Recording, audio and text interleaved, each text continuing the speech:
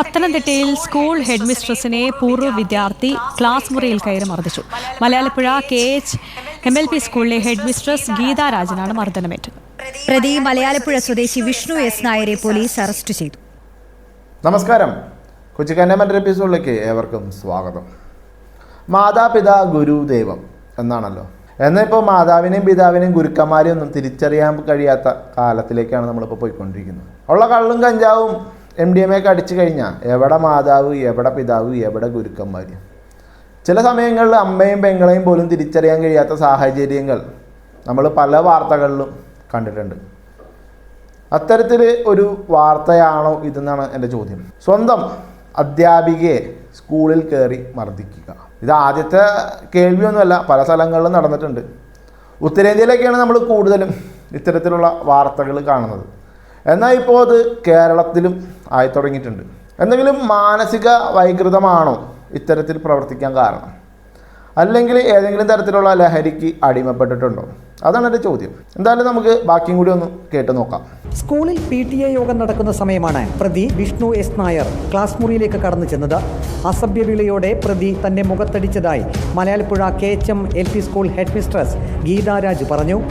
ഇന്നലെ ഉച്ച കഴിഞ്ഞ് ഞങ്ങൾക്ക് PTA ഉണ്ടായിരുന്നു. PTA യോഗം കഴിഞ്ഞ് പേരൻസൊക്കെ ഇങ്ങനെ പിരിയുന്ന സമയമാണ്. കുറച്ച് കുട്ടികളും പോയി, ബാക്കി കുറച്ച് പേരൻസും കുട്ടികളും ഉണ്ട്. ആ ഒരു സമയത്താണ് ഇയാൾ സ്കൂളിനകത്തേക്ക് ചാടിക്കയറി വന്നു. എൻ്റെ ക്ലാസ് തന്നെയാണ്. അപ്പോൾ ആ ബോർഡിൻ്റെയൊക്കെ അടുത്തോട്ടായപ്പോഴേക്കും ഇവൻ എന്നോട് വല്ലാതെ ഷൗട്ട് ചെയ്തു. പരസ്പര ബന്ധമില്ലാതാണ് പറയുന്നത്. അപ്പോൾ അങ്ങനെ അന്നേരം അവൻ എന്നെ പെട്ടെന്ന് അടിച്ചുവിടെ. ഒരടി അടിച്ചു, രണ്ടാമത്തെ അടി അടിച്ചപ്പോഴേക്ക് ഞാൻ വീണ്. അപ്പോൾ സ്കൂളിൽ PTA മീറ്റിംഗ് നടക്കുമ്പോഴാണ് ഈ പ്രതി സ്കൂളിലേക്ക് കടന്നു കയറുന്നതും പ്രധാന അധ്യാപികയെ മർദ്ദിക്കുന്നതും. അതും മറ്റുള്ള പാരൻസുകളൊക്കെ ഉള്ള സമയത്ത് തന്നെയാണ് ഈ പ്രധാന അധ്യാപികയെ മർദ്ദിച്ചിട്ടുള്ളത്. അതും ആക്രോശിച്ചുകൊണ്ട്. പൊതുസ്ഥലത്ത് ഒരു സ്ത്രീയെ മർദ്ദിക്കുക വലിയൊരു കുറ്റകരമാണ്. മാത്രമല്ല അത് ഈ ഒരു പ്രതിയുടെ പൂർവ്വ അധ്യാപികയും കൂടിയാണ്. ഞാൻ പറഞ്ഞില്ലേ, മാതാപിതാ ഗുരുദൈവം. നമ്മൾ ഗുരുക്കന്മാരെയും അച്ഛനമ്മമാരുടെ കൂടെ ചേർത്ത് കാണേണ്ട സ്ഥാനത്താണ്. അപ്പോൾ എന്തെങ്കിലും തരത്തിലൊരു മാനസിക വൈകൃതമായിരിക്കണം ഈ വ്യക്തിയെ ഇങ്ങനെ ചെയ്യിപ്പിച്ചിട്ടുള്ളത്. അല്ലെങ്കിൽ എന്തെങ്കിലും പൂർവ്വ വൈരാഗ്യം ഈ പ്രതിക്ക് ഈ ഒരു അധ്യാപികയോട് ഉണ്ടാവണം. അല്ലാതെ ഇങ്ങനെ പ്രവർത്തിക്കാൻ ചാൻസ് വളരെ കുറവാണ്. എന്തായാലും ബാക്കിയും കൂടി ഒന്ന് കേട്ട് നോക്കാം. കഴിഞ്ഞ ജൂണിൽ പ്രതി സ്കൂളിലെത്തി അസഭ്യം പറഞ്ഞപ്പോൾ ഹെഡ് മിസ്ട്രസ് പോലീസിൽ പരാതി നൽകിയിരുന്നു. പ്രതിയുടെ ജീവിതം താൻ നശിപ്പിച്ചു എന്ന് പറഞ്ഞാണ് ആക്രമിച്ചതെന്നും ഹെഡ് മിസ്ട്രസ് വ്യക്തമാക്കി. പണ്ട് അവിടെ പഠിച്ചതാണ്, ഞാനും പഠിപ്പിച്ചിട്ടുള്ള കുട്ടിയാണ്. പിന്നെ വലുതായി, ഇപ്പോൾ 10-32 വയസ്സുണ്ട്.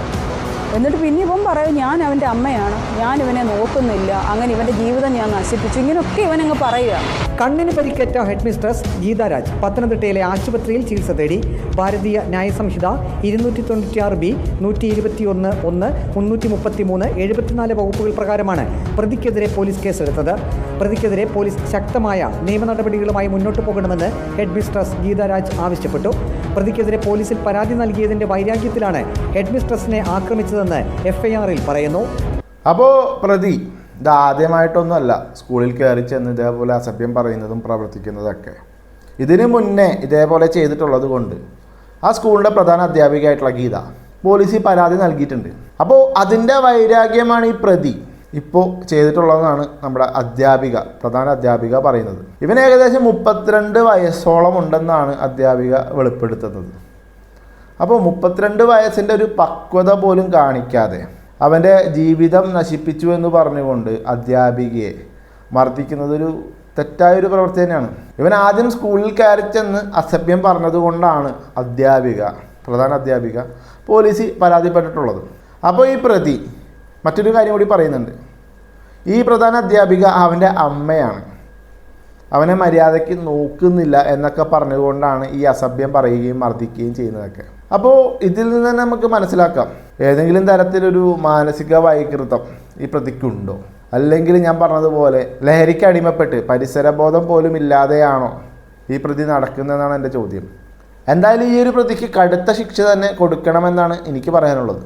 അല്ലെങ്കിൽ ഇത്തരത്തിലുള്ള പ്രവർത്തികൾ വീണ്ടും നമ്മൾ കാണേണ്ടി വരും. അപ്പോൾ വീഡിയോ ഇഷ്ടപ്പെട്ടാൽ ലൈക്ക് ചെയ്യുക, കമൻറ്റ് ചെയ്യുക, സബ്സ്ക്രൈബ് ചെയ്യുക.